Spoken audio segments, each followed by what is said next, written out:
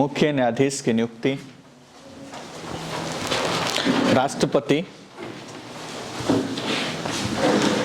मुख्य न्यायाधीश की नियुक्ति राष्ट्रपति, सुप्रीम कोर्ट के सबसे वरिष्ठतम सदस्य को ही राष्ट्रपति, सुप्रीम कोर्ट के सबसे वरिष्ठतम न्यायाधीश को ही, सुप्रीम कोर्ट के सबसे वरिष्ठतम न्यायाधीश को ही, सुप्रीम कोर्ट के सबसे वरिष्ठतम न्यायाधीश को ही,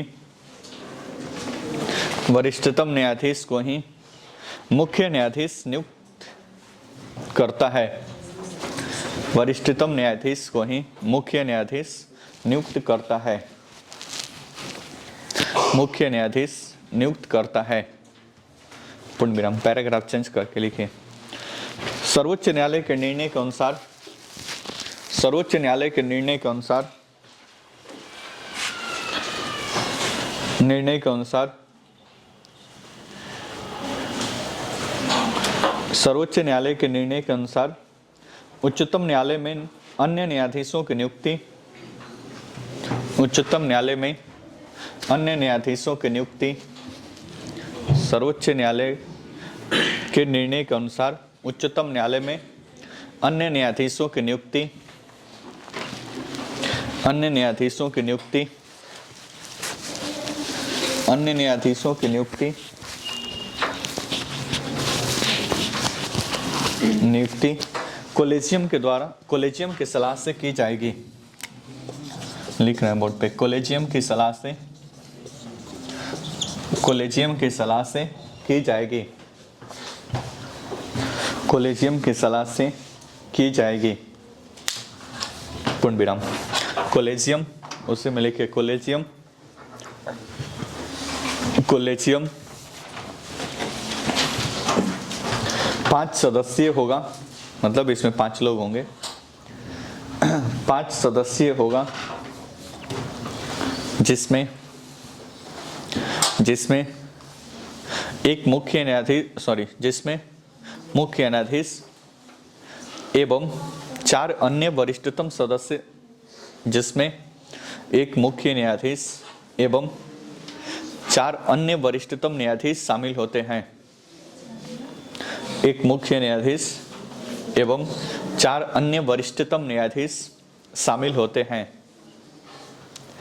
4 अन्य वरिष्ठतम न्यायाधीश शामिल होते हैं।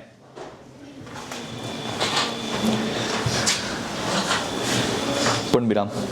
पैराग्राफ चेंज करके लिखें। राष्ट्रपति, उसी में लिखिए राष्ट्रपति कॉलेजियम के सलाह पर ही, राष्ट्रपति कॉलेजियम के सलाह पर ही, कॉलेजियम के सलाह पर ही अन्य न्यायाधीशों की नियुक्ति करेगा। कॉलेजियम के सलाह पर ही अन्य न्यायाधीशों की नियुक्ति करेगा। कॉलेजियम के सलाह पर ही अन्य न्यायाधीशों की नियुक्ति करेगा, नियुक्ति करेगा। पूर्ण विराम। उसी में एक लाइन और लिखिए। कॉलेजियम बहुमत से निर्णय लेगा, कॉलेजियम बहुमत से निर्णय लेगा, परंतु कॉलेजियम बहुमत से निर्णय लेगा, परंतु मुख्य न्यायाधीश की सहमति अनिवार्य है, परंतु मुख्य न्यायाधीश की सहमति अनिवार्य है, परंतु मुख्य न्यायाधीश की सहमति अनिवार्य है, मुख्य न्यायाधीश की सहमति अनिवार्य है, अनिवार्य है। पूर्ण विराम। बोर्ड पे देखिए, बोर्ड पे। कल थोड़ी बहुत बातें समझे हुए थे, ठीक है। अब आज थोड़ा सा बात और आपको हम बताते हैं कैसे न्यायाधीशों की नियुक्ति होती है। कल तो एक पढ़े थे कि आर्टिकल 1 to 4 पढ़े थे, जिसमें सुप्रीम कोर्ट की संरचना के बारे में लिखा गया था। अब ये क्लॉज 2 इन न्यायाधीशों की नियुक्ति से संबंधित है। पीछे जब क्लास में चर्चा हुआ था तो बताए थे कि जब सुप्रीम कोर्ट की स्थापना हुई 1950 में, उस समय न्यायाधीशों की संख्या कितनी थी? 8। एक मुख्य न्यायाधीश और 7 अन्य न्यायाधीश।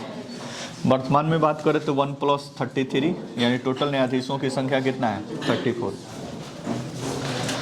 अब इन 34 न्यायाधीशों की नियुक्ति किस प्रकार से मतलब की जाती है अभी की वर्तमान व्यवस्था पे पहुंचने के लिए थोड़ी सी हम बैकग्राउंड पे बात करें तो सबसे पहले बात करते हैं मुख्य न्यायाधीश वाला। मुख्य न्यायाधीश की नियुक्ति किस प्रकार से होती है, संविधान में एक्चुअल क्या बात लिखा गया है। तो शुरुआत में अगर संविधान में देखें तो संविधान में लिखा गया था कि राष्ट्रपति न्यायाधीशों की नियुक्ति करेगा, जिसमें मतलब न्यायाधीश का नियुक्ति करेगा और हाई कोर्ट अभी इसके बारे में बात कर रहे हैं मुख्य न्यायाधीश के बारे में। और इस नियुक्ति के लिए वो सुप्रीम कोर्ट के न्यायाधीश और हाई कोर्ट के न्यायाधीश जिससे आवश्यक समझे उससे परामर्श करेगा। तो इस तरह से व्यवस्था चलती रहे। तो पंडित जवाहरलाल नेहरू के काल में कल ही बताए थे कि वो व्यवस्था एक स्थापित कर दी गई कि जो सीनियर सबसे मोस्ट जज रहेगा या सीनियर सबसे जो न्यायाधीश रहेगा उसको भारत का मुख्य न्यायाधीश क्या कर दिया जाएगा, बना दिया जाएगा। ये प्रक्रिया 1973 तक फॉलो होती रही, लेकिन 1973 में कल ही बताया था अजीत नाथ रे जो चौथे नंबर पे थे, ए एन रे, ऊपर के 3 सीनियर मोस्ट जज को इंदिरा गांधी के काल में मुख्य न्यायाधीश न नियुक्त करके चौथे व्यक्ति को क्या कर दिया गया, मुख्य न्यायाधीश नियुक्त कर दिया गया। तो इस प्रक्रिया का थोड़ा बहुत क्या हुआ, उल्लंघन हुआ। बाकी तीनों ने तो सुप्रीम कोर्ट की मर्यादा को दिमाग में रखते हुए लोगों तीनों ने त्यागपत्र दे दिया और ए एन रे अपने मतलब चीफ जस्टिस ऑफ इंडिया बने 1973 में। 1975 में फिर से इसका एक बार उल्लंघन हुआ जब एच.सी. बेग जो थे उनको चीफ जस्टिस बनाया गया और उनके ऊपर एक सीनियर मोस्ट जज थे उनको मतलब न बनाकर एच.सी. बेग को मुख्य न्यायाधीश बना दिया गया। तो ऐसे एक दो बार इसका काफी उल्लंघन हुआ और ज्यादातर ये मामला लगभग कार्यपालिका के हाथ में ही था, मतलब कार्यपालिका ही तमाम इन चीजों को नियंत्रित करती थी। 1993 में सुप्रीम कोर्ट का जजमेंट आया जिसको सेकंड जजेस केस कहते हैं। अब ये काफी डिटेल की बातें हैं, 4 जजेस केस आया, फर्स्ट सेकंड थर्ड फोर्थ इस तरह से, तो उतना डिटेल में आपको जाने की आवश्यकता नहीं है। 1993 में बस इतना समझिए कि एक सेकंड जजेस केस सुप्रीम कोर्ट में फाइल हुआ था जिसमें सुप्रीम कोर्ट ने जजमेंट दिया कि अब जो सुप्रीम कोर्ट का न्यायाधीश होगा, जो मुख्य न्यायाधीश, ये फिक्स कर दिया गया कि अब सीनियर मोस्ट जज ही सुप्रीम कोर्ट का मुख्य न्यायाधीश बनेगा। तो अभी क्या प्रावधान है, जैसे मान लीजिए कि 50वें अभी जो मुख्य न्यायाधीश है 15 वो है अभी डी.वाई. चंद्रचूड़। इसके पहले जो 49th पे थे, 49th पे यू ललित। तभी व्यवस्था है कि जो व्यक्ति रिटायर होगा, रिटायर होने से पहले ही वो सबसे वरिष्ठतम न्यायाधीश को राष्ट्रपति को सजेस्ट करके चला जाएगा कि आप इनको मुख्य न्यायाधीश के रूप में क्या कर दीजिए नियुक्त। तो यू ललित जो 49th नंबर के थे ये गए, तो यही रिक्वेस्ट मतलब ये अपना रिकमेंडेशन देकर चले गए कि आगे अब सीनियर मोस्ट जज कौन है, ये 50वें नंबर के डी.वाई. चंद्रचूड़ है, तो राष्ट्रपति आप इनको मुख्य न्यायाधीश के रूप में क्या कर दीजिए, नियुक्त कर दीजिए। क्योंकि 1993 से ये फैसला चलते आ रहा था, ये फिक्स कर दिया गया था कि सीनियर मोस्ट ही बनेंगे, इसलिए फिर सरकार के पास दिक्कत नहीं है, वो इनको रिकमेंड करके वो क्या हो गए, चले गए और इनको मुख्य न्यायाधीश के रूप में नियुक्त कर दिया गया। अब इनके बाद ये जब इनका रिटायरमेंट का एज पूरा होगा 65 वर्ष, तो ये रिटायरमेंट हो गए, तो फिर जो 51वां होगा ये रिकमेंड कर देंगे राष्ट्रपति को कि ये अब सबसे सीनियर मोस्ट है, आप इनको 51वां क्या कर दीजिए, नियुक्त कर दीजिए। शायद संजीव खन्ना बनेंगे 51वां, ये फिक्स है कि अभी सबसे वरिष्ठ, इनके बाद सबसे वरिष्ठ कौन है, संजीव खन्ना है, तो संजीव खन्ना बनेंगे 51वां। तो इसको ये रिकमेंड कर देंगे कि आप इनको बना दीजिए, राष्ट्रपति उनको मुख्य न्यायाधीश क्या कर देगा, बना देगा। सिंपल सा लॉजिक है। नेक्स्ट, अब ये बाकी 33 न्यायाधीशों में क्या कंडीशन है। अब सुप्रीम कोर्ट भारत की न्यायपालिका अपने आप में ही एक अजूबा बात है कि भारत के न्यायपालिका के लोग न्यायपालिका के द्वारा ही नियुक्त किए जाते हैं, ये अपने आप में थोड़ा सा एक अजूबा बात है। कैसे, अब 1993 में जब सेकंड जजेस केस का ये डिसीजन आया सुप्रीम कोर्ट का, तो इसने बोल दिया कि इसमें पहले तो व्यवस्था था कि 1+2 मतलब टोटल 3 लोगों का ग्रुप होगा, जिसमें एक सुप्रीम कोर्ट का मुख्य न्यायाधीश होगा और 2 होगा सुप्रीम कोर्ट के अन्य वरिष्ठतम न्यायाधीश, मतलब इनके नीचे 2 सबसे वरिष्ठ न्यायाधीश है। इन 3 लोगों का समूह जिसको नाम दिया गया कोलेजियम, ये पूरे ग्रुप को क्या नाम दिया गया, कोलेजियम। इनके सलाह से ही राष्ट्रपति नियुक्त करेगा, मतलब राष्ट्रपति जब भी न्यायाधीशों की नियुक्ति करेगा इनका सलाह क्या कर दिया गया, अनिवार्य कर दिया गया। 1998 के आसपास इसमें एक तीसरा थर्ड जजेस केस फिर से सुप्रीम कोर्ट में फाइल किया गया कि न्यायपालिका का मतलब ज्यादा ये अधिकार क्षेत्र में अगर ये तमाम चीजें, तब ये संख्या को केवल बढ़ाया गया और 3 से करके दिया गया कितना, 5। तो अभी की अगर व्यवस्था की बात करें तो 1998 से अभी ये व्यवस्था कंटिन्यू है और 2022 में अगर बात करें तो यही व्यवस्था कंटिन्यू है। कॉलेजियम के अंतर्गत एक तो चीफ जस्टिस ऑफ इंडिया मुख्य न्यायाधीश है और उसी में 4 सीनियर मोस्ट और जज हैं, मतलब 4 और वरिष्ठतम न्यायाधीश है। इन 5 लोगों का क्या है, ग्रुप है और इसी ग्रुप को कॉलेजियम के नाम से जाना जाता है। अब ये कॉलेजियम क्या करता है, जो लोग अपना रिक्वायरमेंट फुल कर लिखे थे कि सुप्रीम कोर्ट के न्यायाधीश बनने की योग्यता, जो लोग योग्यता को फुलफिल करते हैं उनके नामों की एक लिस्ट तैयार करता है और ये लिस्ट भेजवा देता है किसके पास, प्रेसिडेंट के पास, कि प्रेसिडेंट हमने ये भेज दिया, आप इनको राष्ट्रपति न्यायाधीश के रूप में क्या कर दें, नियुक्त कर दें, क्योंकि अंतिम रूप से नियुक्ति का अधिकार किसके पास है, प्रेसिडेंट के पास है। अब तो इसमें तो कह दिया गया कि अनिवार्य होगा, लेकिन अब सरकार भी इसमें थोड़ा सा हस्तक्षेप करने लगती है। अब मान लीजिए कि राष्ट्रपति के पास गया, अब राष्ट्रपति के पास फिक्स नहीं है कि कब हस्ताक्षर करेगा, कब उनको नियुक्ति करेगा। अब ये मामला आ गया कार्यपालिका के पास। अब कार्यपालिका गवर्नमेंट इसकी अच्छी तरीके से जांच पड़ताल करके इसमें कुछ लोगों को नियुक्त कर देती है, कुछ लोगों को सरकार लगता है कि नहीं ये मतलब कुछ इधर उधर से आ गए हैं और ये मतलब वो फिक्स मतलब अच्छे न्यायाधीश नहीं बन सकते हैं, तो सरकार कुछ मामलों में उनकी नियुक्ति भी नहीं करती है। जैसे अभी 4-5 दिन पहले मामला चल रहा था कि एक लिस्ट, अच्छा हाई कोर्ट में न्यायाधीशों की नियुक्ति के लिए भी सेम प्रोसीजर है। हाई कोर्ट के अन्य न्यायाधीशों के लिए जो अभी सुप्रीम कोर्ट के लिए 1+4, तो हाई कोर्ट के लिए 1+2, मतलब 3 लोगों का कोलेजियम व्यवस्था राष्ट्रपति को सजेस्ट करता है, राष्ट्रपति उसी के हिसाब से हाई कोर्ट के न्यायाधीशों के क्या करता है, नियुक्ति करते हैं। तो एक लिस्ट गया राष्ट्रपति के पास, बोला कि अब ये लिस्ट गया कि इन लोगों को अपने आदेश के पद पे क्या कर दीजिए, नियुक्त कर दीजिए। राष्ट्रपति ने उन लोगों को नियुक्ति करने से सरकार ने क्या कर दिया, मना कर दिया। बोला कि हम इनकी जांच पड़ताल करेंगे, भाई इनका बैकग्राउंड क्या है, ये कैसे लोग हैं, क्या कंडीशन है।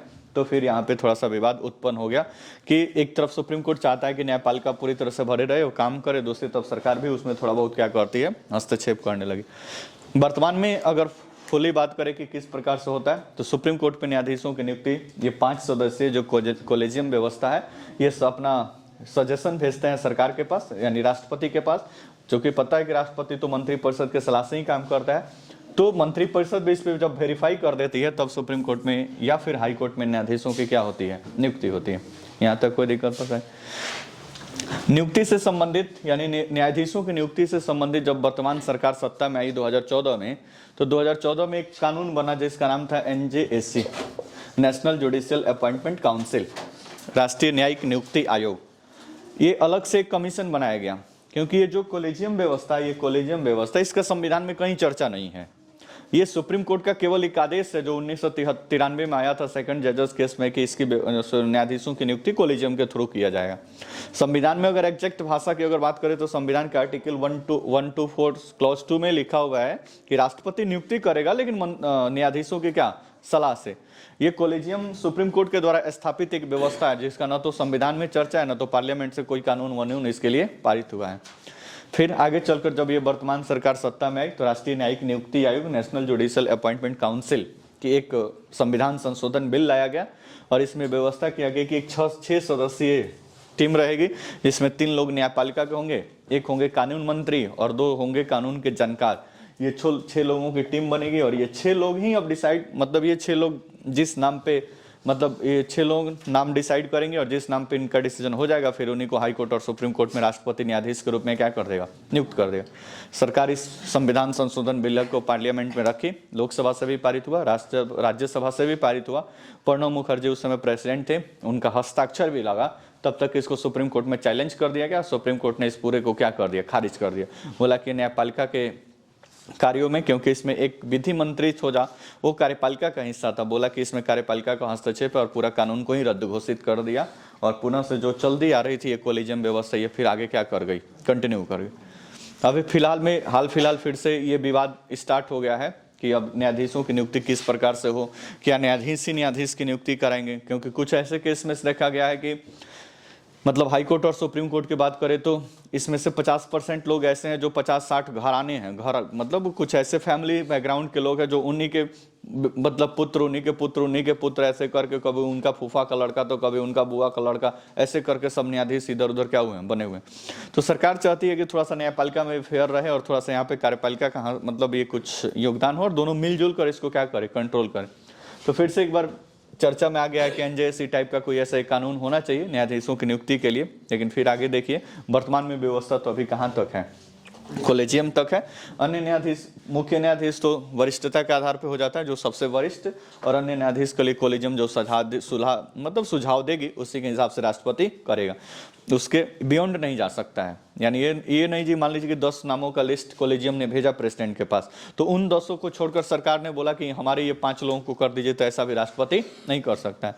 तो वर्तमान में कोलेजियम की सलाह भी चाहिए और साथ साथ मंत्रिपरिषद यानी सरकार का भी सपोर्ट उस पर होगा तभी न्यायाधीशों की नियुक्ति पॉसिबल है, अदरवाइज संभव नहीं है। ठीक है, तो वर्तमान व्यवस्था कॉलेजियम के थ्रू ही अन्य न्यायाधीशों की क्या होती है, नियुक्ति होती है। कॉलेजियम क्या है, 5 न्यायाधीशों का एक समूह है जिसमें 1 सुप्रीम कोर्ट का मुख्य न्यायाधीश है और 4 वरिष्ठतम न्यायाधीश। जब भी ये डिसीजन लेंगे तो सामान्यतः ऐसा माना गया कि सर्वसम्मति से फैसला लेंगे। सर्वसम्मति मतलब 5 के 5 इस पे हामी भर देंगे। लेकिन अगर कभी विवाद हो जाए, 1-2 लोग इसके पक्ष में न रहें, तब बहुमत से लिया जाएगा, जिसमें सुप्रीम कोर्ट के मुख्य न्यायाधीश का सहमति क्या होगा, अनिवार्य होगा। कहने का मतलब ये चारों के चारों चाहते हैं कि ए नामक व्यक्ति को सुप्रीम कोर्ट के न्यायाधीश नियुक्त किया जाए, लेकिन सुप्रीम कोर्ट का मुख्य न्यायाधीश चाहता है कि अगर नहीं तो नहीं नियुक्त होगा। बात समझ रहे हैं ना? तो इस तरह से इनकी सहमति क्या है, अनिवार्य है। ठीक है, नेक्स्ट लिखिए अगला हेडिंग। जो 5 लोग हैं, तो क्या मतलब अन्य जो वरिष्ठ न्यायाधीश है, तो वो भी मतलब 33 में से ही आते हैं? ऑफ कोर्स ये 33 जो बच गए ना, उसी में से जो वरिष्ठ होगा वो आ जाएंगे इसमें। बाकी का मतलब ये लोग सिफारिश करेंगे? ये लोग 5 लोग कुछ नाम को सिफारिश करके राष्ट्रपति के पास भेज देंगे और राष्ट्रपति उनको नियुक्त करेगा शपथ पद दिलवाने का। तो बीच में सरकार का भी हस्तक्षेप हो जाता है। नेक्स्ट लिखिए अगला, न्यायाधीशों का शपथ। न्यायाधीशों का शपथ या प्रतिज्ञान। न्यायाधीशों का शपथ, न्यायाधीशों का शपथ, न्यायाधीशों का शपथ डैश के लिखे। उच्चतम न्यायालय के लिए नियुक्त, उच्चतम न्यायालय के लिए नियुक्त न्यायाधीश, उच्चतम न्यायालय के लिए नियुक्त न्यायाधीश, उच्चतम न्यायालय के लिए नियुक्त न्यायाधीश अपना पद संभालने से पूर्व, नियुक्त न्यायाधीश अपना पद संभालने से पूर्व राष्ट्रपति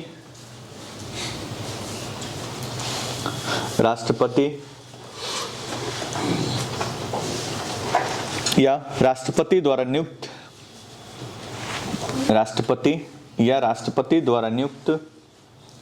व्यक्ति के समक्ष शपथ लेना पड़ता है। राष्ट्रपति या राष्ट्रपति द्वारा नियुक्त व्यक्ति के समक्ष शपथ लेना पड़ता है। व्यक्ति के समक्ष शपथ लेना पड़ता है।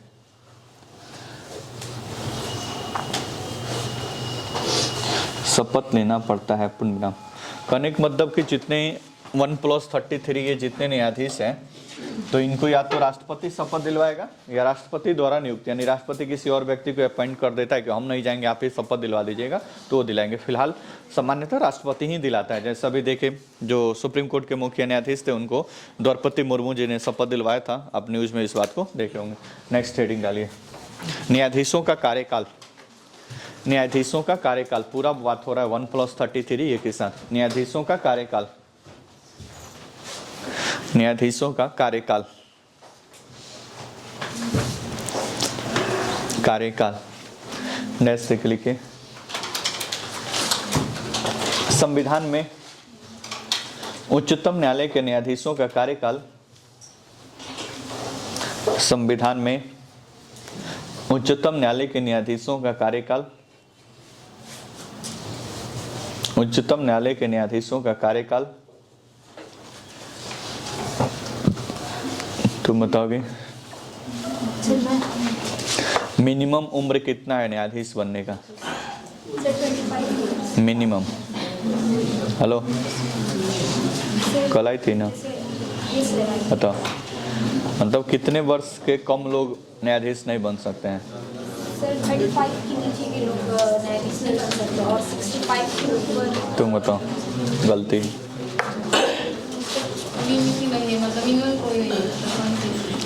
मतलब मिनिमम एज नहीं लिमिट है। कल ही बताए थे कि कोई मिनिमम सीमा नहीं है, तुम 35 कहाँ से लगा? देखिए न्यायाधीशों का कार्यकाल निर्धारित नहीं किया गया है। न्यायाधीशों का कार्यकाल निर्धारित नहीं किया गया है। न्यायाधीशों का कार्यकाल निर्धारित नहीं किया गया है। हालांकि इस संबंध निम्नलिखित 3 उपबंध बनाए गए हैं। हालांकि इस संबंध में निम्नलिखित 3 उपबंध बनाए गए हैं। इस संबंध में निम्नलिखित 3 उपबंध बनाए गए हैं। 3 उपबंध बनाए गए हैं। लिखिए पहला डैश लेकर फर्स्ट। वह 65 वर्ष की आयु तक पद पर बना रह सकता है। पहला पॉइंट, वह 65 वर्ष की आयु तक पद पर बना रह सकता है। वह 65 वर्ष की आयु तक पद पर बना रह सकता है। 65 वर्ष की आयु तक पद पर बना रह सकता है। दूसरा, वह राष्ट्रपति को अपना त्यागपत्र दे सकता है। दूसरा, वह राष्ट्रपति को अपना त्यागपत्र दे सकता है।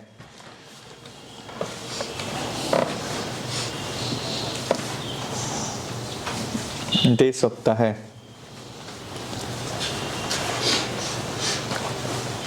पूर्णविराम। तीसरा, संसद की सिफारिश पर राष्ट्रपति उसे हटा सकता है। संसद की सिफारिश पर राष्ट्रपति उसे हटा सकता है। संसद की सिफारिश पर राष्ट्रपति उसे हटा सकता है।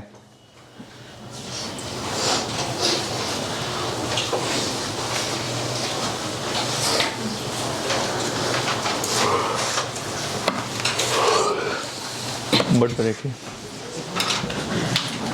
जैसे एक तो न्यूनतम आयु का इसमें कोई प्रावधान नहीं था, पहले कल इसको समझे थे। और देखो, अब अगर न्यायाधीशों का कार्यकाल जैसे प्राइम मिनिस्टर का कार्यकाल पढ़े कि 5 साल है, राज्यसभा के सदस्यों का पढ़े कि 6 साल है, तो इस प्रकार से न्यायाधीशों का कोई कार्यकाल पूछे कि कितना वर्ष तक है, 5 साल, 10 साल, 20 साल, 5 साल, तो ऐसा कोई संविधान में निर्धारित नहीं किया गया।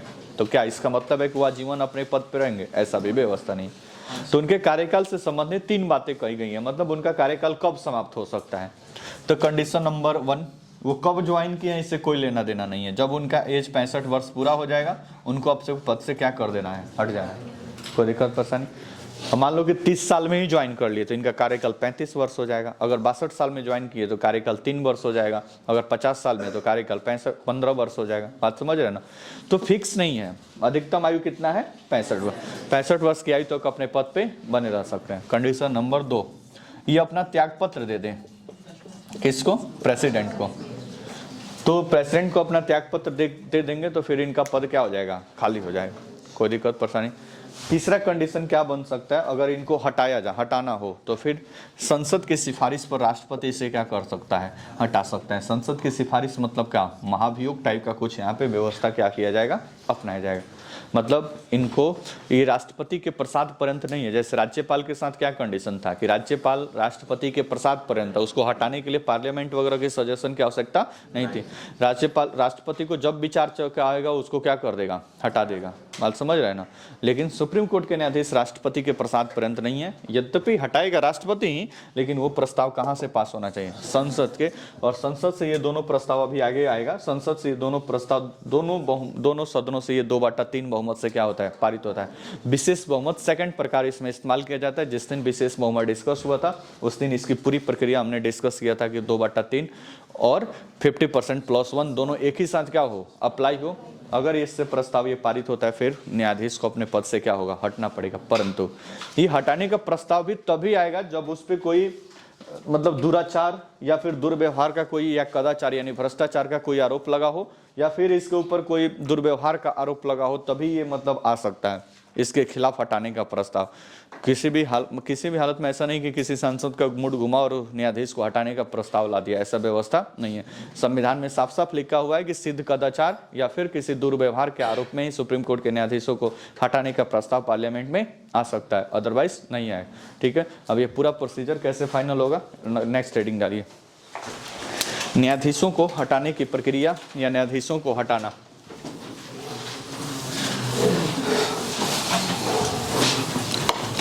हेडिंग डालिए, न्यायाधीशों को हटाना। आर्टिकल 124 क्लॉज 4, अनुच्छेद 124 क्लॉज 4। न्यायाधीशों को हटाना, अनुच्छेद 124 4। 124 4।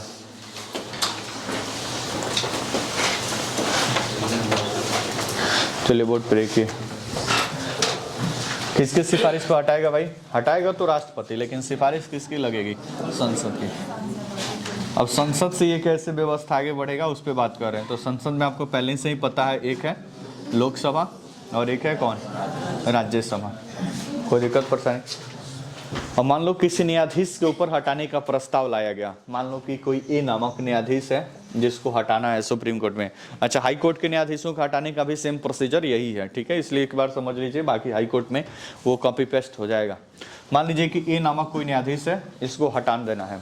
इस पे कुछ चार्जेस लगा हुआ है कि इसने दुर्व्यवहार किया है या फिर इसने भ्रष्टाचार में लिप्त पकड़ा गया है और इस व्यक्ति को पद से हटाना है।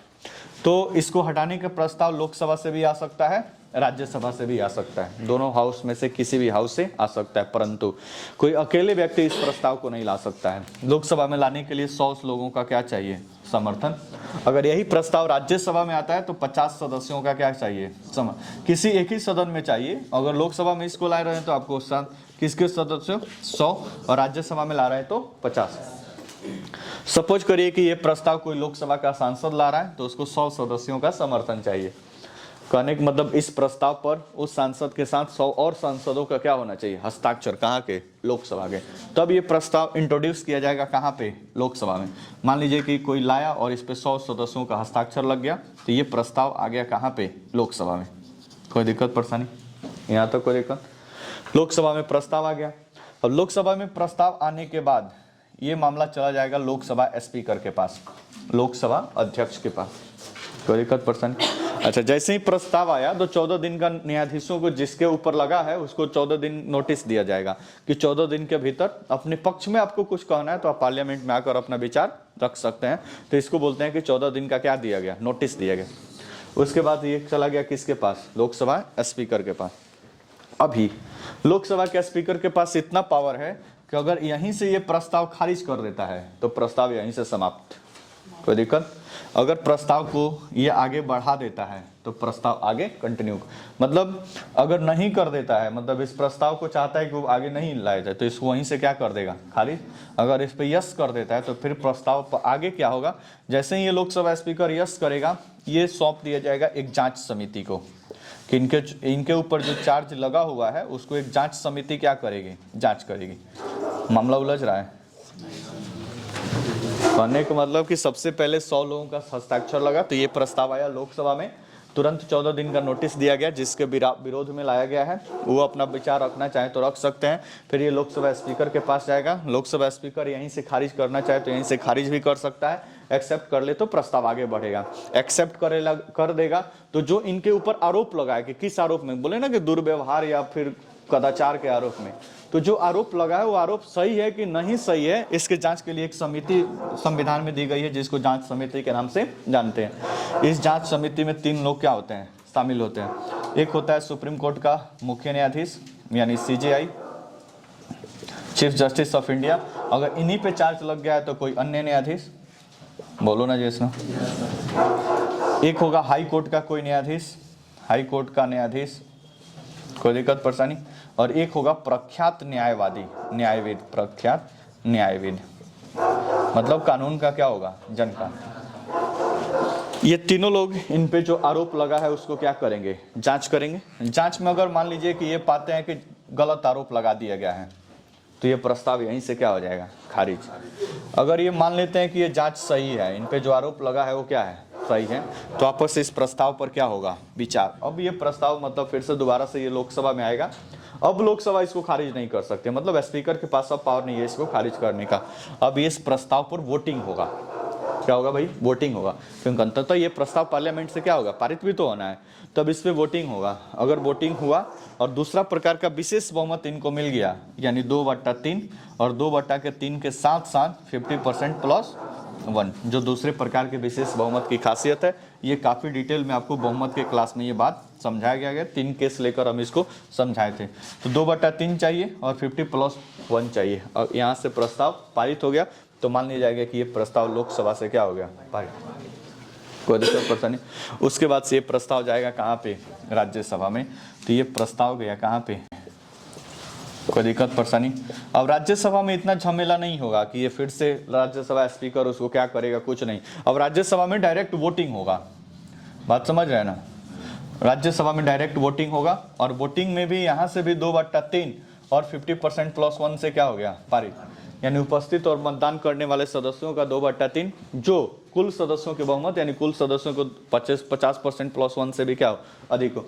यहाँ से भी प्रस्ताव पारित हो जाएगा, यानी दोनों हाउस से ये प्रस्ताव क्या हो गया, पारित। तब ये जाएगा किसके पास, राष्ट्रपति के पास, और राष्ट्रपति के हस्ताक्षर लगते ही न्यायाधीश अपना पद क्या कर देंगे, छोड़ देंगे।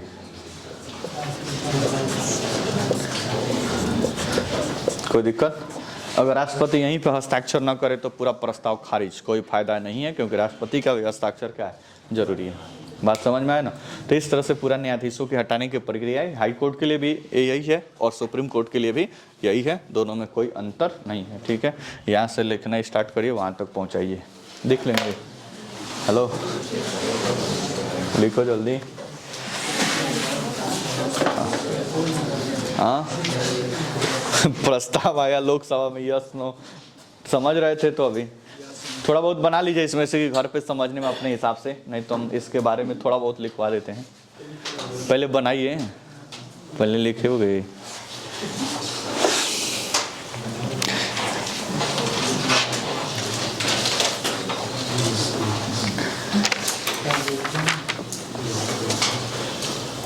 बी रामा स्वामी जो सुप्रीम कोर्ट के न्यायाधीश थे, 1991 में इनके ऊपर ये प्रक्रिया स्टार्ट हुई थी। लोकसभा से पारित ही नहीं हुआ, जांच कंप्लीट हो गया था लेकिन लोकसभा से पारित नहीं हुआ। हमको लग रहा है उनका 65 वर्ष पूरा हो जाएगा। 2 दिन में सब काम हो जाएगा, तुमको 65 दिन में लग जाएगा। एक दिन में प्रस्ताव आया, दूसरा दिन में जांच हुआ, तीसरा दिन में बिल पारित, चौथा दिन में दूसरा। तो लोकसभा का बैठक हो जाएगा, उसमें का भी तो चल रहा है ना, बैठक कल ही से स्टार्ट हुआ भाई। आप जाकर यूट्यूब पे देखिएगा, संसद टीवी, ठीक है। कल उपराष्ट्रपति, राज्यसभा में उपराष्ट्रपति को बधाई संदेश वगैरह दिया गया, वो जीत कर आए हुए थे, सेटिंग चेयर पे थे। आप लिखते रहिए, सुनते रहिए। तो सबसे पहले मोदी जी उठे और उनको बधाई दिए कि आप जीत कर आए, बहुत बहुत बधाई। उसके बाद से सभी सांसदों ने अपना बधाई प्रेषित किया। अब आज से पार्लियामेंट काम करेगी, जाकर देखिएगा, अभी लाइव चल रहा होगा वो कैसे काम होता है। राहुल गांधी तो अभी भारत जोड़ो यात्रा में है, कुछ दिन के बाद वो उपस्थित होंगे।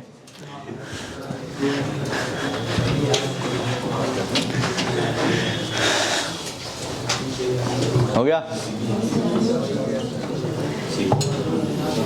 ये दूसरे प्रकार का विशेष बहुमत है, तो समझ ही रहे हैं आप। और ये पूरा प्रक्रिया दिया गया है न्यायाधीश जांच अधिनियम 1968 में। ये जो पूरा प्रक्रिया बताए हैं ये दिया हुआ है न्यायाधीश जांच अधिनियम 1968। इसके थ्रू ये पूरा प्रावधान किया गया है।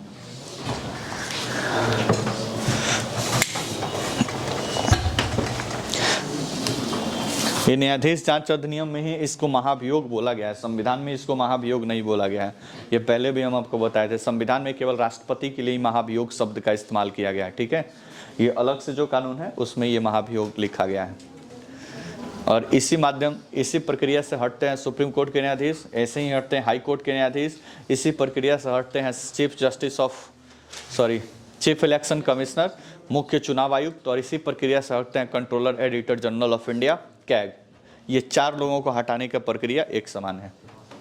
राष्ट्रपति का अलग है, वहां पे टोटल सदस्यों का 2/3 चाहिए। हो गया।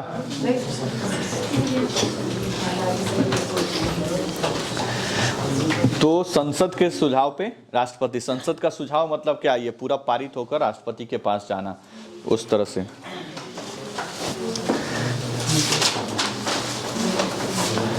हो गया।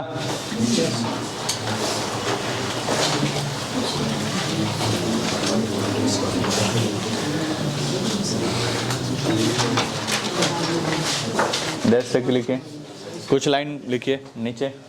राष्ट्रपति के आदेश द्वारा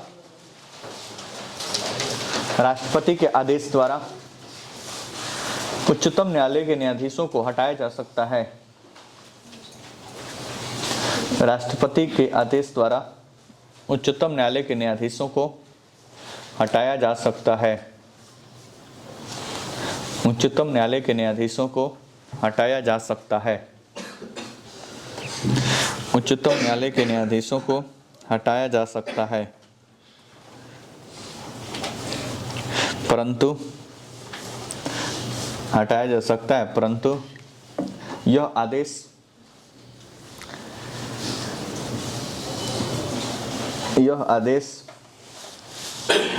संसद के दोनों सदनों द्वारा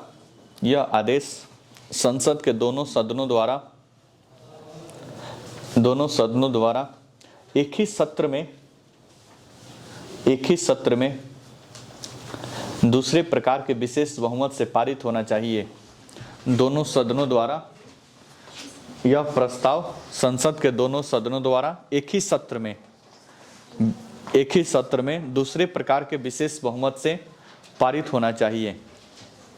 एक ही सत्र में दूसरे प्रकार के विशेष बहुमत से पारित होना चाहिए। दूसरे प्रकार के विशेष बहुमत से पारित होना चाहिए।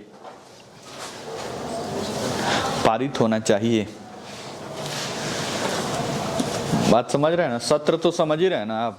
कहने का मतलब कि न्यायाधीश का हटाने का अगर प्रस्ताव मानसून सत्र में आया है तो दोनों सदनों से मानसून सत्र में ही पारित हो जाना चाहिए। ऐसा नहीं कि मानसून सत्र में लोकसभा से पारित होगा और शीतकालीन सत्र में राज्यसभा से पारित होगा, नहीं। एक ही सत्र में दोनों हाउस से क्या होना चाहिए? पारित होना चाहिए। पूर्ण विराम। एक लाइन और ऐड करिए उसी में। उसे हटाने का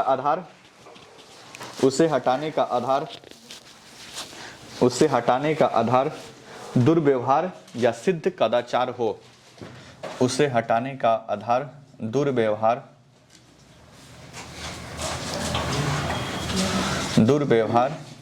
एवं सिद्ध कदाचार हो।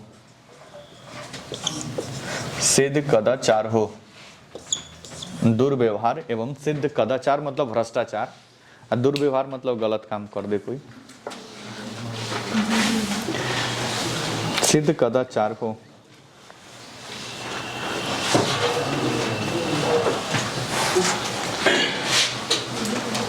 पूर्ण विराम। तो इस तरह से न्यायाधीश हटाए जाते हैं। नेक्स्ट हेडिंग डालिए। न्यायाधीशों के वेतन कितना पैसा रुपया मिलता है? न्यायाधीशों का वेतन अनुच्छेद 125। न्यायाधीशों का वेतन अनुच्छेद 125। आप फ्यूचर में बनते हैं तो आपको भी कितना मिलेगा अभी जान लीजिए। न्यायाधीशों का वेतन अनुच्छेद 125। अनुच्छेद 125 ऐसे लिखे। उच्चतम न्यायालय के न्यायाधीशों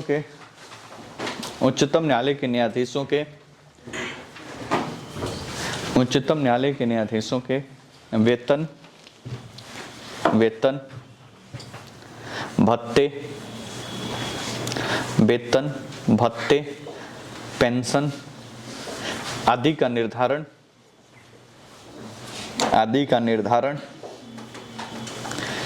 समय समय पर संसद के द्वारा किया जाता है। आदि का निर्धारण समय समय पर संसद के द्वारा किया जाता है। समय समय पर काम कर रहा है ना जी? समय समय पर संसद के द्वारा किया जाता है। जो वर्तमान में डैशबोर्ड पे देखिए बता रहे हैं। अच्छा, एक बात तो श्योर है कि तो न्यायाधीशों का कितना वेतन होगा ये डिसीजन कौन लेगा भाई? संसद। मतलब इनके वेतन निर्धारण करने का अधिकार पार्लियामेंट के हाथ में है, परंतु संविधान में ये भी बात लिखा हुआ है कि किसी भी न्यायाधीश पर अगर पद पे है तो उसके पद पे रहते हुए उसका वेतन कम नहीं किया जाएगा। बढ़ाया जा सकता है लेकिन कम नहीं किया जा सकता। नहीं तो भाई न्यायाधीश डर से काम करने लगेंगे ना। अगर मान लीजिए मोदी जी के विरोध गए तो मोदी जी इधर वेतन कम करके बोल दिया अब 2000 रुपये महीना मिलेगा। इसलिए संविधान में इसका पूरा फिक्स व्यवस्था कर दिया गया है कि जब तक ये पद पे हैं, पद पे रहते हुए इनके वेतन में कोई कटौती नहीं की जाएगी, जब तक कि वित्तीय आपातकाल जैसा कोई ऐसा कंडीशन न लागू हो जाए। ठीक है, तो ये समय समय पर बढ़ते रहा है और 2017 में शायद ये लेटेस्ट अभी नया बढ़ा है। 2017 के बजट में इसको बढ़ाया गया था। जो चीफ जस्टिस ऑफ इंडिया है यानी भारत का मुख्य न्यायाधीश, इसका वेतन है 2,80,000 पर मंथ। मतलब एक महीना में मिलता है 2,80,000 रुपया। और अन्य हेलो, सुप्रीम कोर्ट के अन्य न्यायाधीश की बात करें तो सुप्रीम कोर्ट का अन्य न्यायाधीश है 2,50,000 रुपया लगा देते हैं इधर।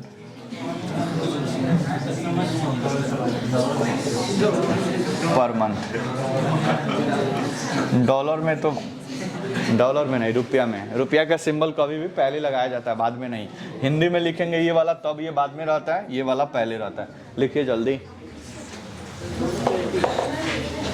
मुख्य न्यायाधीश का है 2,80,000 रुपया पर मंथ, अन्य न्यायाधीश का है 2,50,000 रुपया।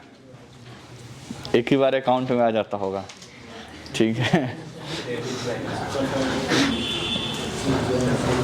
टेंशन मत लीजिए, आप लिखिए फिलहाल। बढ़िया नौकरी लग जाएगा तो इतना कुछ पैसा नहीं है भाई। अभी ना आपको लगता है कि बहुत पैसा है, दरोगा वरोगा बन जाइएगा तो इतना सब तो कहाँ से आएगा कहाँ जाएगा पता नहीं चलेगा। एक ब्लॉक का अधिकारी बन गए तो फिर इतना पैसा कौन पूछता है, ठीक है। छापा मारा जाएगा, बहुत छापा माराता है, कोई नहीं होता है, ठीक है। लिखिए, आप लिखिए, कोर्ट पे देखिए, एक फाइल इधर से उधर होने में कई लाख एक ही बार इधर से उधर हो जाता है, ठीक है। आपको लगता है छापा माराता है, कुछ नहीं होता है, सब कहाँ से कहाँ आदमी पहुँच जाता है। बस लेवल का एगो नौकरी होना चाहिए। अब ग्रुप डी लेवल से नहीं होगा, ग्रुप डी का नौकरी में कितना होगा, 25-30 हज़ार सैलरी है, अपने खा पी लेंगे, शादी विवाह हो जाएगा, तो मतलब वो आगे चलने एक फैमिली के प्लानिंग करके खिला पिला जिला सकते हैं, और कुछ नहीं। और बड़ा कुछ नहीं हो सकता है। बड़ा करना है तो कम से कम दरोगा लेवल और उससे थोड़ा सा अधिकारी लेवल पे पहुंचे कि आगे के भी 1-2 जनरेशन आपके नाम पे जी खा पी ले, इस लेवल का पहुंचना है, तब उस लेवल पे जाना पड़ेगा। लिखिए आगे। हेलो, आगे लिखिए। अच्छा, ये चीफ इलेक्शन कमीशन का भी इतना ही है। जो मुख्य निर्वाचन आयुक्त है, जिसको बोलते हैं चीफ इलेक्शन कमीशन, इसका भी 2,85,000 रुपया है। और जो CAG है कैग, उसका भी यही है, तो इसको भी लिख लीजिए, 2,50,000 CAG। और CEC चीफ इलेक्शन कमीशन है, मुख्य निर्वाचन आयुक्त, इसका भी 2,50,000 रुपये पर मंथ। CAG 2,50,000 रुपये per month. CAG controller editor general of India आगे आएगा, मुख्य निर्वाचन आयुक्त भी आगे आएगा, टेंशन न लीजिए, ठीक है। नेक्स्ट 2,50,000 रुपये पर मंथ, ये वेतन है, ठीक है। इसके अलावा भत्ता मिलता है, भत्ता ये तो केवल मतलब ये कैश अकाउंट में बढ़ गया। भत्ता का मतलब होता है जो एक्स्ट्रा चीज़ें हैं, फ़ोन पूरा फ्री है, गाड़ी का आने जाने का तेल वगैरह सब फ्री है, कहीं फ्लाइट से जाना है, शादी अटेंड करने दिल्ली से मुंबई, वो भी फ्री है, तो ये सब मुफ्त वाला है, ठीक है। आवास मिला है, बहुत बड़ा आवास मिला है, हेलो, वो सब फ्री है, तो ये सब भत्ता है, हेलो।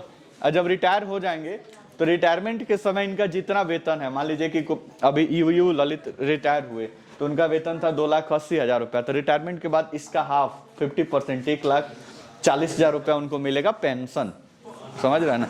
1 लाख, हेलो, 1,40,000 रुपया पर मंथ पेंशन। तो जिस मतलब जितने सैलरी पर रिटायर होंगे उसका 50% पेंशन मिलता है। वो उनकी मृत्यु हो जाएगी तो कोई दिक्कत नहीं, उनकी मैडम को मिलेगा, फिर कुछ काट कर उनको पेंशन मिलेगा। वो जब तक जीती रहेंगी तब तक वो पेंशन उठाते रहेंगे। आगे लिखिए, नेक्स्ट हेडिंग डालिए। नेक्स्ट एक नोट लिखिए, नोट, एक नोट लिखिए, नोट, NOT नोट लिखिए। उपर्युक्त मतलब ऊपर जो लिखे हुए हैं, उपर्युक्त वेतन, उपर्युक्त वेतन संचित निधि पर भारित व्यय है। उपर्युक्त वेतन संचित निधि पर भारित व्यय है, व्यय होता है, लिखिए। उपर्युक्त वेतन संचित निधि पर भारित व्यय होता है, संचित निधि पर भारित व्यय होता है। भारित व्यय मतलब इतना भार ऑलरेडी संचित निधि पर है। कोरोना का बाप आ जाए तो भी कोई दिक्कत परेशानी नहीं है, वेतन में कोई कटौती नहीं होगी, महीने दिन एक संचित निधि से कट कर पैसा अकाउंट में डिलीवर हो जाएगा। तो भारित का मतलब होता है पार्लियामेंट से पारित हो रही तो भी कुछ नहीं करना है, ये हमेशा इनका अकाउंट से पैसा क्या होगा, कटते जाएगा और इनके अकाउंट में जाकर क्या होता जाएगा, जमा होते जाएगा। नेक्स्ट लिखिए, अगला हेडिंग डालिएगा, अगला हेडिंग डालिए, तदर्थ न्यायाधीश एडहॉक जज। तदर्थ न्यायाधीश लिखे रुक ले बोर्ड पे, 1 मिनट रुक। हेलो, तदर्थ न्यायाधीश एडहॉक जज बोलते हैं, एडहॉक जजेस आर्टिकल 1 to 7। अब इधर से आर्टिकल भी थोड़ा दिमाग में रखिए भाई, तदर्थ न्यायाधीश क्या होता है कैसे।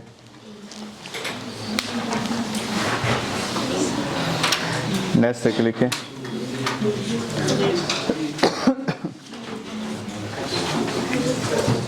तदर्थ न्यायाधीश एडहॉक जज, बोर्ड पे समझ लीजिए, आसान हो जाएगा लिखना। बोर्ड पे देखिए, अब तदर्थ न्यायाधीश क्या होते हैं, और अस्थायी न्यायाधीश भी कहीं कहीं इनको बोल दिया जाता है।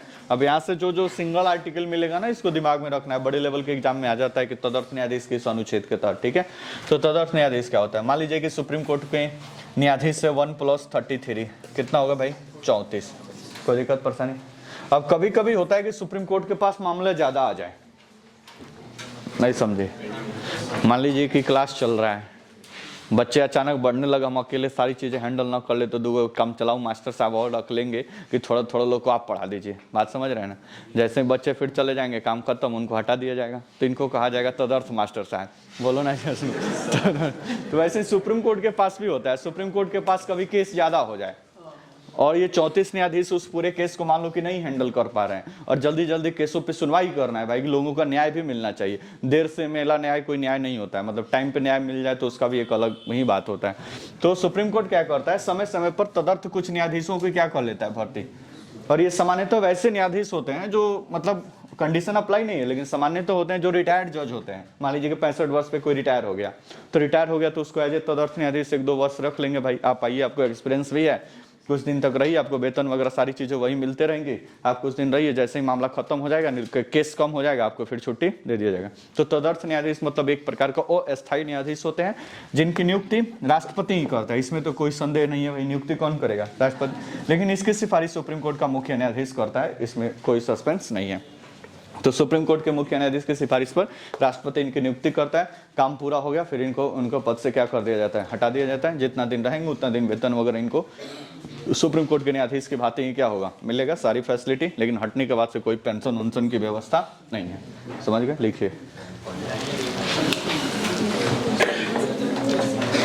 उच्चतम न्यायालय, हाँ पहले वाले में कोई कटौती नहीं होगी। नेक्स्ट लिखिए। उच्चतम न्यायालय अपने कार्यों को पूरा करने के लिए, उच्चतम न्यायालय अपने कार्यों को पूरा करने के लिए समय समय पर तदर्थ न्यायाधीशों की नियुक्ति करता है। उच्चतम न्यायालय अपने कार्यों को पूरा करने के लिए समय समय पर तदर्थ न्यायाधीशों की नियुक्ति करता है।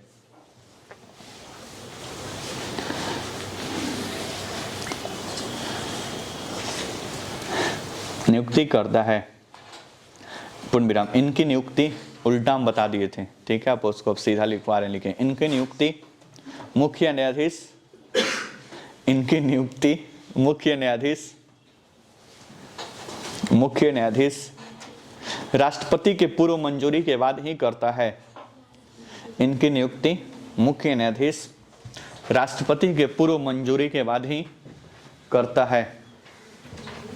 राष्ट्रपति के पूर्व मंजूरी के बाद ही, मतलब राष्ट्रपति से परमिशन लेना आवश्यक है, राष्ट्रपति के पूर्व मंजूरी के बाद ही करता है, पूर्व मंजूरी के बाद ही करता है। पूर्ण विराम। इस पद पर नियुक्ति के लिए पद पर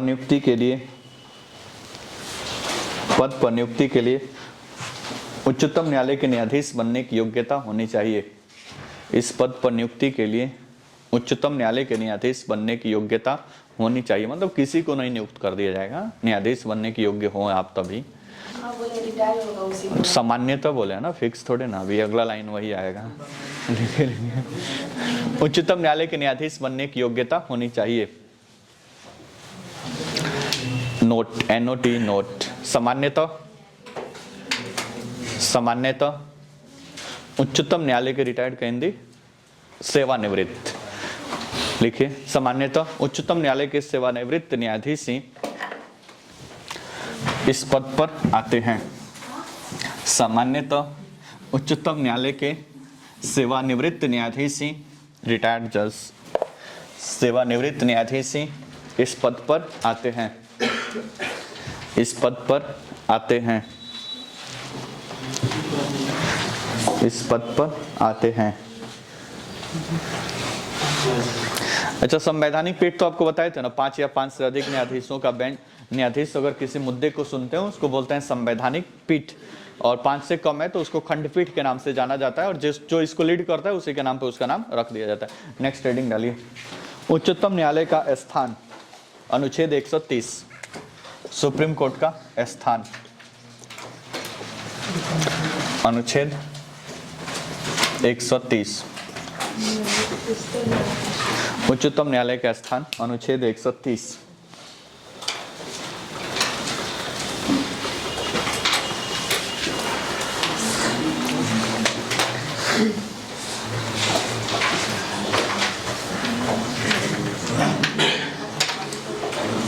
बोर्ड पर देखिए भाई, इसका क्या मतलब है? सुप्रीम कोर्ट का स्थान, अनुच्छेद 130 का। हम देखो, संविधान में सुप्रीम कोर्ट का स्थान तो भाई बताया गया कहाँ पर? दिल्ली। दिल्ली में भाई बीच में है, चारों बगल से लोग आते जाते रहेंगे, कोई दिक्कत परेशानी नहीं होगा, कोई दिक्कत भगवान न करे, मतलब किसी को जाना पड़े, फिर भी सेंटर में इसको रखा गया। फिर भी ये मुख्य न्यायाधीश को अधिकार दिया गया है, चीफ जस्टिस ऑफ इंडिया के पास ये अधिकार दिया गया है को राष्ट्रपति के मंजूरी के बाद, मतलब राष्ट्रपति के मंजूरी के बाद, मतलब राष्ट्रपति के आदेश के बाद, चाहे तो इसके मतलब जो स्थान है उसमें परिवर्तन कर सकता है, परिवर्तन कर सकता है, मतलब इसको दूसरे जगह ले जाया जा सकता है, परंतु ये वैकल्पिक है, अनिवार्य नहीं है। मतलब ऐसा नहीं कि ले जाकर फिक्स कर दे कि भाई चलो मुंबई में रहेंगे, ऐसा कोई व्यवस्था फिक्स नहीं है, वैकल्पिक है। जैसे मान लीजिए कि अभी दिल्ली में बहुत कड़ाके की ठंड पड़ेगी, कुछ दिन के बाद स्टार्ट होगा उधर से ठंडी का माहौल। अब जैसे ठंडी का माहौल, तो न्यायाधीश महोदय सोचेंगे भाई इतना ठंडी में कौन उठ के जाएगा, और इतना सुबह इतना जॉकेट वॉकेट पहन के, और ऊपर से वो काला वाला कोट भी पहनना पड़ता है, तो ये सोचेंगे कुछ दिन इसको ट्रांसफर करके ले चलते हैं चेन्नई, जहाँ पे एकदम 15-20 डिग्री का एक एवरेज टेम्परेचर होगा, अच्छा खासा धूप वगैरह निकलेगा, कोई दिक्कत परेशानी नहीं होगा, टी शर्ट पहनकर ऊपर से वो पहन लेंगे तब भी काम चल जाएगा। तो राष्ट्रपति के पास भेजेंगे, राष्ट्रपति की मंजूरी के बाद ये पूरा जय कन्हैया लाल की हाथी घोड़ा पाल की सब लोग आ जाएंगे कहाँ पे? चेन्नई। बात समझ रहा है ना? फिर चेन्नई आ गए, फिर जैसे ही खत्म हुआ तो बसंत ऋतु आया, इसके बाद तो बसंत ऋतु तो सभी जगह भाई एकदम सुहाना है, तो फिर ये ट्रांसफर करके ला देंगे कहाँ पे? दिल्ली। कोई मतलब वो जहाँ पे फिक्स है वहाँ पे आ जाएंगे, क्योंकि वहाँ पे टेम्पोररी गए थे, मान लीजिए 10-20-50 दिन के लिए गए थे, कोई दिक्कत परेशानी नहीं। और मान लीजिए कि दिल्ली में रहे तब तक जून जुलाई का कड़ाके वाला एकदम गर्मी आ गया, जहाँ पे 42 डिग्री 43 डिग्री टेम्परेचर 44-45 आने लगा, बोले भाई इतना धूप में कौन बाहर निकलेगा? हाँ ठीक है, तो दिक्कत है, तो बोलेंगे ठीक है यहाँ से उठाओ और ले चलो शिमला, हिमाचल प्रदेश, एकदम पहाड़ियों में एकदम सुहानी सुहानी हवाएं मिलेंगी, एकदम मिनिमम टेम्परेचर और सब कुछ माहौल अपने पक्ष में रहेगा, कोई दिक्कत परेशानी नहीं। तो इसको उठाकर राष्ट्रपति से मंजूरी लेना क्या है? जरूरी है। ये चले जाएंगे क्या? शिमला। तो अनुच्छेद 130 बोलता है कि इसका मुख्य स्थान कहाँ पे है? दिल्ली। लेकिन अगर मुख्य न्यायाधीश चाहे इसमें स्थान परिवर्तन करने का तो कर सकता है, परंतु राष्ट्रपति की अनुमति क्या है? अनिवार्य है। ये व्यवस्था वैकल्पिक है, मतलब कुछ दिन के लिए होगा, फिक्स नहीं है कि उठाकर लेके गए और चेन्नई में ही रह गए, तो अरविंद केजरीवाल कहाँ जाएंगे? ठीक है, नेक्स्ट लिखिए, आगे डैश देख लिखिए, संविधान में उच्चतम न्यायालय का स्थान दिल्ली घोषित किया गया है। संविधान में उच्चतम न्यायालय का स्थान दिल्ली घोषित किया गया है। इसको रिकंटिन्यू नहीं किया है। संविधान में उच्चतम न्यायालय का स्थान दिल्ली घोषित किया गया है, दिल्ली घोषित किया गया है, परंतु मुख्य न्यायाधीश को यह अधिकार है, दिल्ली घोषित किया गया है, परंतु मुख्य न्यायाधीश को यह अधिकार है कि, परंतु मुख्य न्यायाधीश को यह अधिकार है कि, यह अधिकार है कि, अधिकार है कि, अधिकार है कि वह राष्ट्रपति की स्वीकृति से, वह राष्ट्रपति की स्वीकृति से इसका जगह परिवर्तित कर दे, राष्ट्रपति की स्वीकृति से इसका जगह परिवर्तित कर दे, राष्ट्रपति की स्वीकृति से इसका जगह परिवर्तित कर दे। परंतु यह व्यवस्था, परिवर्तित कर दे, परंतु यह व्यवस्था वैकल्पिक है, अनिवार्य नहीं। परंतु यह व्यवस्था वैकल्पिक है, अनिवार्य नहीं। मतलब मर्जी करेगा तो जाएगा, नहीं मर्जी करेगा नहीं जाएगा, मन करेगा ठंडी में इधर ही रहना है तो कोई दिक्कत नहीं। वैकल्पिक है, अनिवार्य नहीं, अनिवार्य नहीं।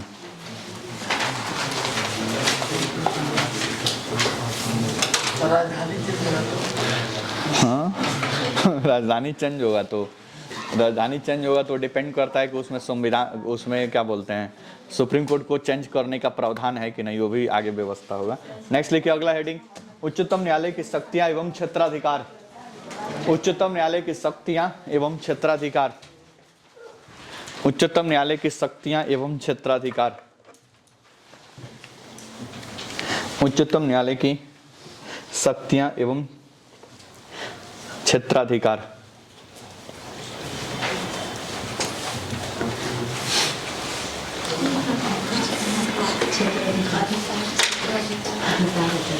क्षेत्राधिकार डैश के पहला लिखे, आरंभिक क्षेत्राधिकार या मूल क्षेत्राधिकार या प्रारंभिक क्षेत्राधिकार। बहुत पुराना मोबाइल का मैसेज बजाए वो। नेक्स्ट देखिए पहला हेडिंग, आरंभिक, प्रारंभिक, मूल क्षेत्राधिकार। आरंभिक, प्रारंभिक या मूल क्षेत्राधिकार।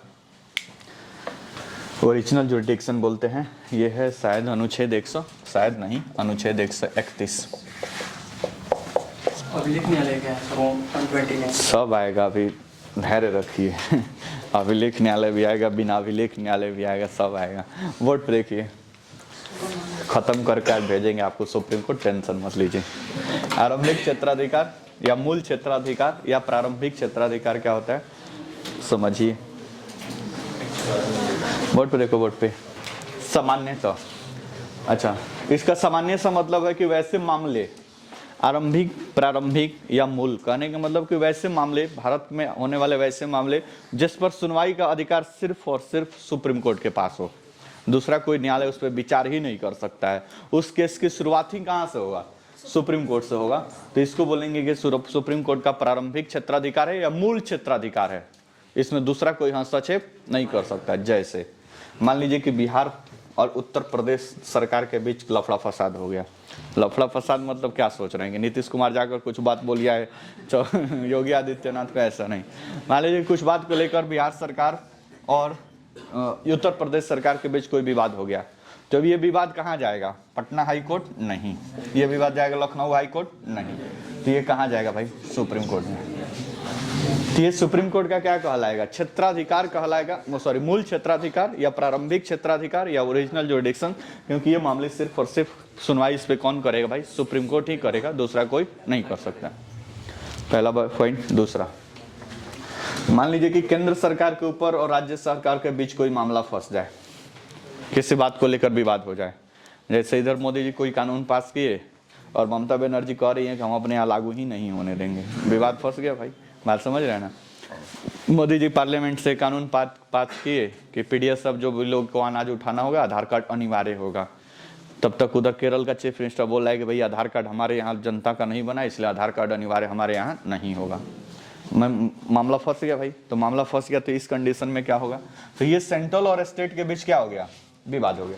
तो सेंट्रल स्टेट के बीच विवाद होगा तो क्या लगता है कि ये कौन से, ये डायरेक्ट जाएगा कहाँ पे? Supreme court. मतलब इस पे विचार कौन करेगा? सुप्रीम कोर्ट करेगा। कोई दिक्कत परेशानी? कंडीशन नंबर 3, मान लीजिए कि एक तरफ केंद्र सरकार है और दूसरे तरफ 2-3 राज्य मिल गए हैं कि सरकार ने गलत काम किया, और 4-5 एक तरफ है और एक तरफ केंद्र सरकार है। मतलब एक तरफ केंद्र सरकार, दूसरे तरफ बहुत सारे राज्य सरकार। तो ये भी मामला किसके पास जाएगा? कुल मिलाकर निष्कर्ष यही कि वैसे मामले जो सिर्फ और सिर्फ सुप्रीम कोर्ट को सुनवाई करने का अधिकार है, बाकी किसी हाई कोर्ट और डिस्ट्रिक्ट कोर्ट का तो बातें हटा दीजिए, तो वो सारे अधिकार क्या कहलाएंगे? आरंभिक, प्रारंभिक या मूल। मतलब ये आरंभ ही यहीं से होगा। बुझाया? डैश से लिखे, डैश से लिखे। वे सभी विवाद या मामले वे सभी विवाद या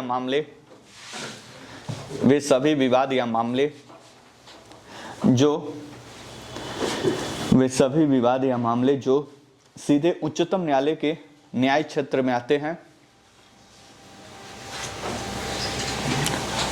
जो सीधे उच्चतम न्यायालय के न्याय क्षेत्र में आते हैं, उच्चतम न्यायालय के न्याय क्षेत्र में आते हैं, उच्चतम न्यायालय के न्याय क्षेत्र में आते हैं, अर्थात किसी अन्य न्यायालय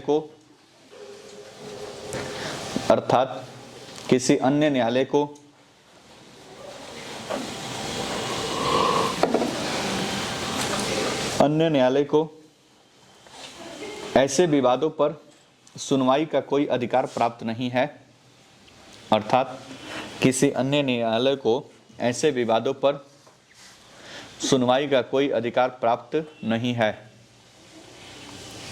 सुनवाई का कोई अधिकार प्राप्त नहीं है, सुनवाई का कोई अधिकार प्राप्त नहीं है, पूर्ण विराम। जैसे केंद्र एवं राज्य के बीच विवाद, केंद्र एवं राज्य के बीच विवाद, केंद्र एवं राज्य के बीच विवाद,